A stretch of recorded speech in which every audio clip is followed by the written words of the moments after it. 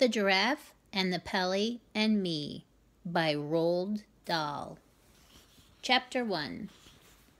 Not far from where I live, there is a queer old, empty wooden house standing all by itself on the side of the road. I long to explore inside it, but the door is always locked, and when I peer through a window, all I can see is darkness and dust. I know the ground floor used once to be a shop, because I can still read the faded lettering across the front which says, The Grubber. My mother has told me that in our part of the country, in the olden days, a grubber was another name for a sweet shop, and now every time I look at it, I think to myself, what a lovely old sweet shop it must have been. On the shop window itself, somebody has painted in white the words, For Sale.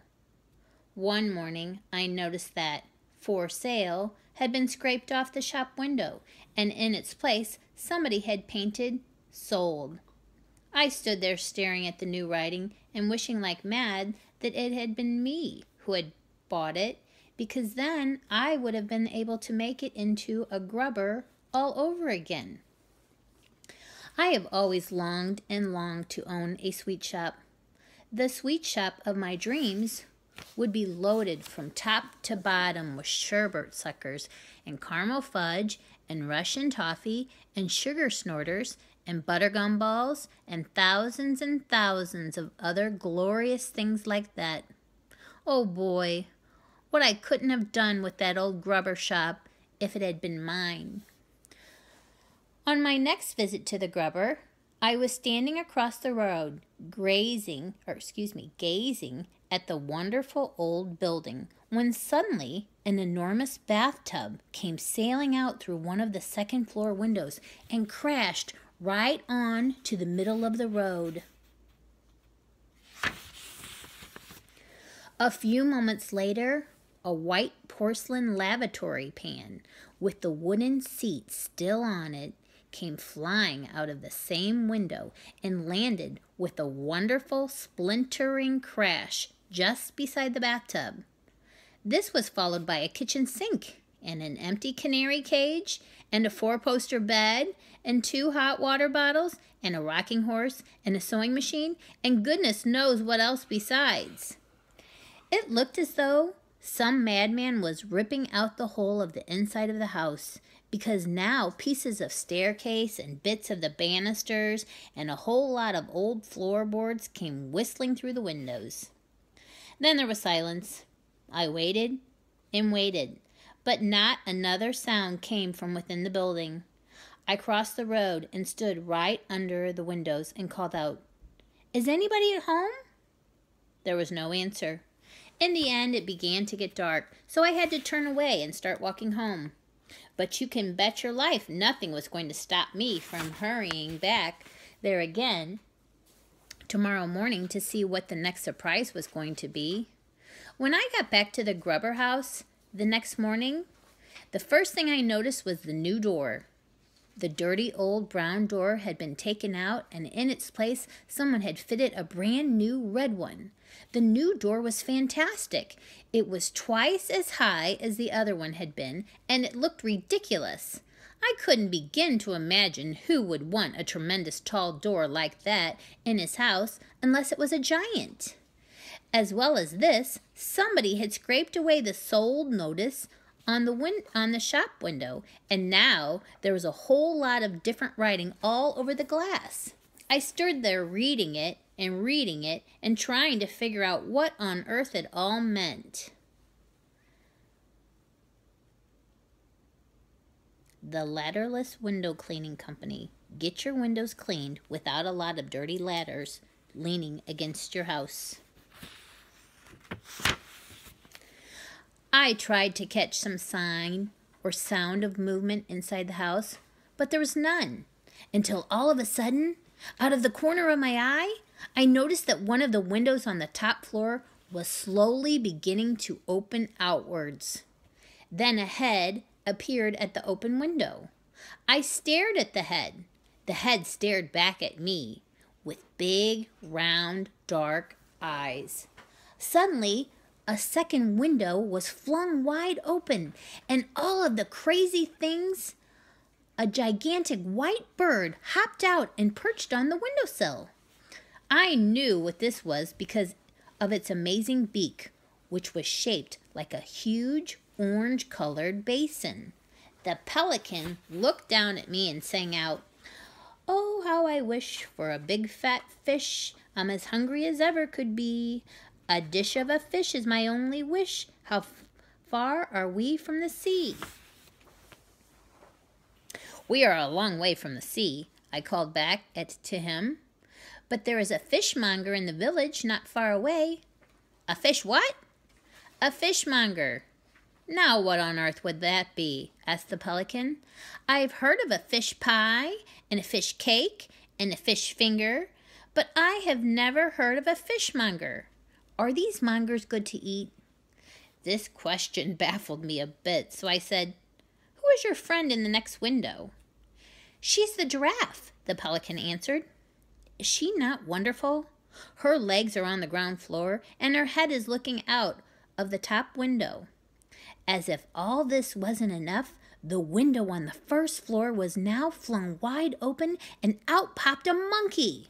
The monkey stood on the windowsill and did a jiggly little dance. He was so skinny he seemed to be made only out of furry bits of wire. But he danced wonderfully well, and I clapped and cheered and did a little dance myself in return. "We are the window cleaners," sang out the monkey.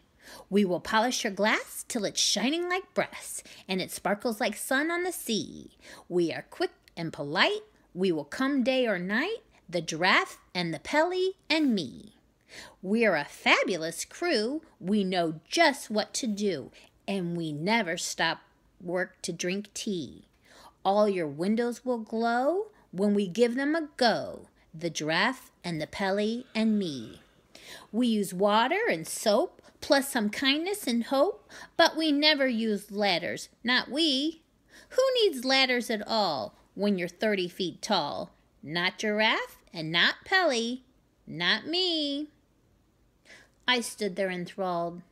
Then I heard the giraffe saying to the pelican in the next window, "Pelly, my dear, be so good as to fly down and bring that small person up here to talk to us." At once, the pelican spread his huge white wings and flew down on the road beside me. "Hop in," he said, opening his enormous beak. I stared at the great orange beak and backed away. "Go on," the monkey shouted from up in his window. "The Pelly isn't going to swallow you. Climb in." I said to the pelican, "I'll only get in if you promise not to shut your beak once I'm inside."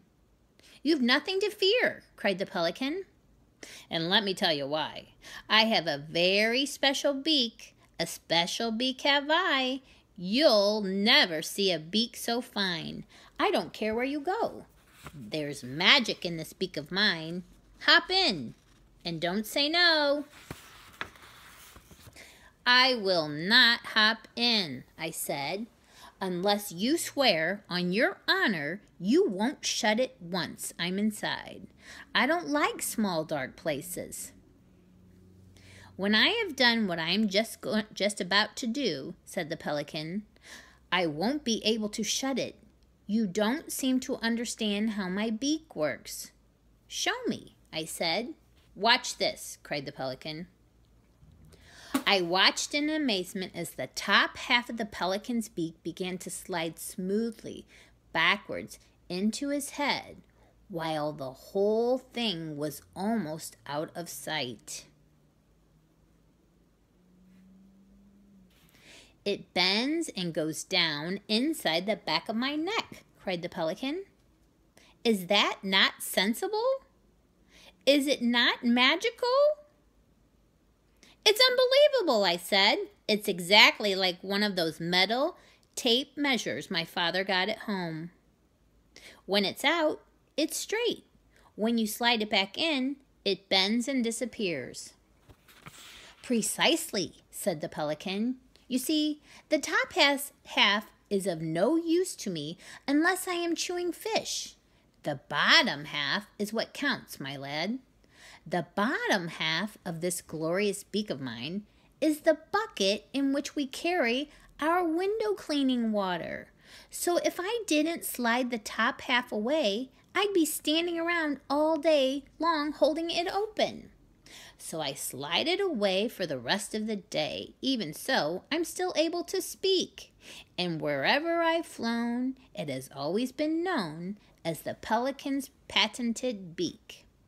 If I want to eat fish, that's my favorite dish, all I do is give it a tweak.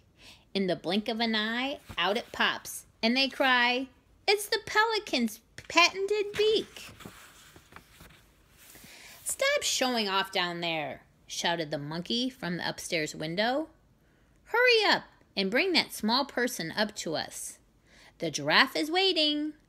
I climbed into the big orange beak, and with it a swoosh of wings, the pelican carried me back to his perch on the windowsill. The giraffe looked out of her window at me and said, "How do you do? What is your name?" "Billy," I told her. "Well, Billy," she said, "we need your help, and we need it fast. We must have some windows to clean. We've spent every penny we had on buying this house, and we've got to earn some more money quickly. The Pelly is starving, the monkey is famished, and I am perishing with hunger. The Pelly needs fish, the monkey needs nuts, and I am even more difficult to feed. I am a geranious giraffe, and a geranious giraffe cannot eat anything except the pink and purple flowers of the tinkle tinkle tree. But those, as I am sure you know, are hard to find and expensive to buy." The pelican cried out, "Right now I am so hungry I could eat a stale sardine." Has anyone seen a stale sardine or a bucket of rotten cod? I'd eat the lot upon the spot. I'm such a hungry bod. Every time the pelican spoke, the beak I was standing in jiggled madly up and down, and the more excited he got, the more it jiggled. The monkey said, "What Pelly's really crazy about is salmon." "Yes, yes," cried the pelican, "salmon. Oh, glorious salmon. I dream about it all day long, but I never get any." "And I dream about walnuts," shouted the monkey. A walnut fresh from the tree is scrumptious, gallumptious, so flavory, savory, so sweet to eat that it makes me all wobbly just thinking about it. At exactly that moment, a huge white Rolls-Royce pulled up right below us, and a chauffeur in a blue and gold uniform got out. He was carrying an envelope in one gloved hand. "Good heavens," I whispered. "That's the Duke of Hampshire's car." "Who's he?" asked the giraffe. "He's the richest man in England," I said. The chauffeur knocked on the door of the Grubber. He looked up and saw us. He saw the giraffe, the Pelly, the monkey, and me all staring down at him from above, but not a muscle moved in his face, not an eyebrow was raised. The chauffeurs of very rich men are never surprised by anything they see. The chauffeur said, "His Grace, the Duke of Hampshire, has instructed me to deliver this envelope to the Ladderless Window Cleaning Company." "That's us!" cried the monkey. The giraffe said, "Be so good as to open the envelope and read us the letter." The chauffeur unfolded the letter and began to read. "Dear sirs, I saw your notice as I drove by this morning. I have been looking for a decent window cleaner for the last 50 years, but I have not found one yet. My house has 677 windows in it, not counting the greenhouse, and all of them are filthy. Kindly come and see me as soon as possible. Yours truly, Hampshire." "That," added the chauffeur in a voice,